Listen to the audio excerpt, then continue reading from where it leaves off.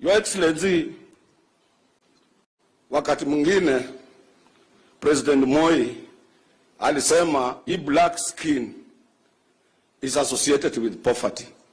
Selfish. Watu wakapiga makelele, oh, we were governed 70 years na British na mkoloni, tutatoka namna gani? Simple things we can do to create economy for our own people. We are not thinking about it. You can talk 1,000 times about Mumiasa, about Nzoia, about Sony. These are obsolete industries. Watu wanataka kuthink big. Let governors come together in your sugar conference, form one company. Hata mnaweza kwenda back to Bukatet. Garanta atakuwa president.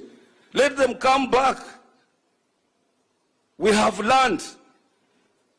Accept to get advice and accept some other people to assist you. And you create wealth for our people in this region. Because President sasa watu walia mtafanya nini? Mimi ndio mtu wa kwanza kusema President William Ruto tukimchagua atabeba Central Bank kwa mgonga apeleke Sikoi.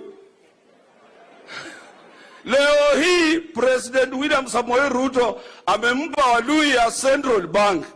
Nyinyi ndio mko nayo. Leo hii William Samoei Ruto amempatia kazi ya kucollect revenue, pesa zote za Kenya na kupeleka Central Bank. Walui.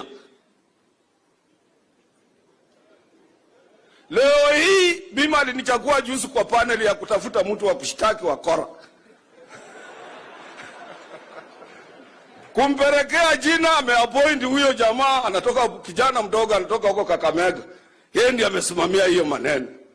Sasa what are you going to go to him next time kusema we did not perform because this had kukua in a position?